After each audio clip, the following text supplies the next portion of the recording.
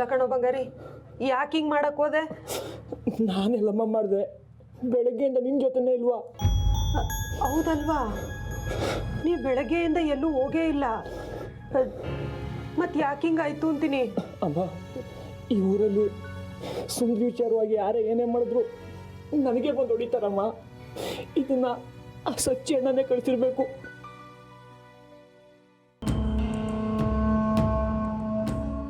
ಏನೋ ಬಂಗಾರಿ, ಇಷ್ಟೊಂದು ಹೊಡೆದು ಬಿಟ್ಟಿದ್ದಾರೆ.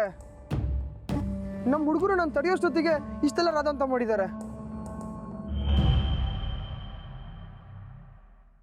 ನೋಡಿಪ್ಪ, ನಿಮ್ಮ ತಮ್ಮಯ್ಯ ಅಂತೀನಿ, ನನ್ನ ಮಗಂದು ಏನೂ ತಪ್ಪಿಲ್ಲ. ಅವನಿವತ್ತೆಲ್ಲ ನನ್ನ ಕಣ್ಮುಂದೆನೇ ಇದ್ದ. ಏನೋ ತಪ್ಪು ತಿಳುವಳಿಕೆ ಆಗಿದೆ. ದಯವಿಟ್ಟು ಈ ವಿಷಯನ ಇಲ್ಲೇ ಬಿಟ್ಬಿಡಿ. ಹೌದಮ್ಮ, ಅದಕ್ಕೆ ನಾನು ಬಂದೆ. ಪಾಪ ನಮ್ಮ ಹುಡುಗರು ನಿಮ್ಮ ಮಗನ ಹೊಡೆದ್ಬಿಟ್ರಂತೆ, ಅದಕ್ಕೆ ನಾನು ಕ್ಷಮೆ ಕೇಳೋಣ ಅಂತ ಬಂದೆ. ಸ್ವಲ್ಪ ನೀರು ಕೊಡ್ತೀರಾ?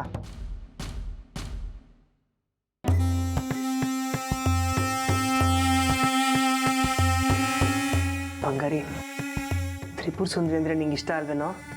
ಇಷ್ಟ ಅಂತೇನಿಲ್ಲ, ಆದರೆ ಇಷ್ಟ ಅಂತೇನಿಲ್ಲ, ಆದರೆ ಆಸೆ ಅಲ್ವಾ?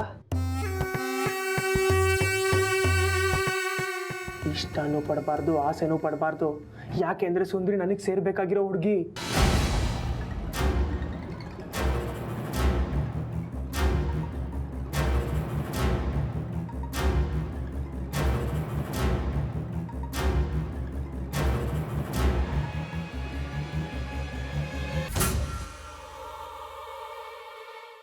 ನೋಡಿಪ್ಪ, ನಿಮ್ಗಿಷ್ಟ ಇಲ್ಲ ಅಂದರೆ ನಾನು ನನ್ನ ಮಗನ ಕರ್ಕೊಂಡು ಬೇರೆ ಯಾವುದಾದ್ರೂ ಊರಿಗೆ ಹೊಟ್ಟೋಗ್ತೀನಿ. ಚಪ್ಪಲಿ ಕಾಯೋ ಕೆಲಸ ಯಾವ ಊರಿನಾಗಾದ್ರೂ ಸಿಗ್ತದೆ.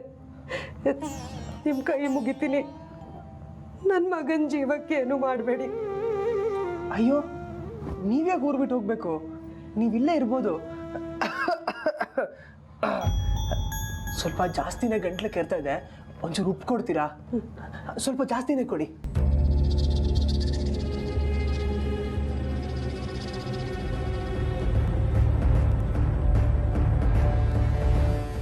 ಸುಂದರಿ ಹಣೆಗೆ ಯಾಕೋ ಕುಂಕುಮ ಇಟ್ಟೆ? ಅಮ್ಮ ಹಣೆ ನಾನು ಇಟ್ಟಿಲ್ಲ. ನಮ್ಮ ತಾಯಿ ಮೇಲೆ ಆಣೆ ಮಾಡಿ ಹೇಳ್ತೀನಿ, ನಾನು ಅಲ್ಲಿಗೆ ಬಂದಿಲ್ಲ.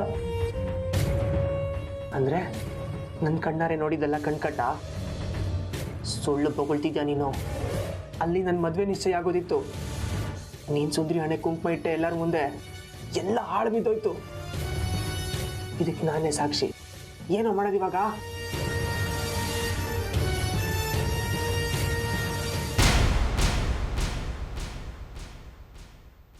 ಹಾಂ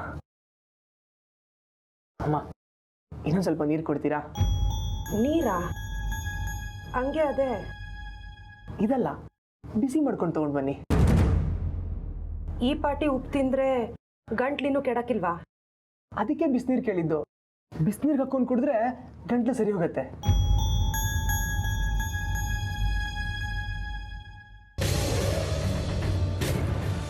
ಗಾಯದ ಮೇಲೆ ಉಪ್ಪು ಸುರಿಯೋದು ಅಂತ ಗಾದೆ ಕೇಳಿದ್ಯಲ್ಲ, ಹಾಗಂದ್ರೆ ಏನು ಅಂತ ಇವಾಗ ತೋರಿಸ್ತೀನಿ.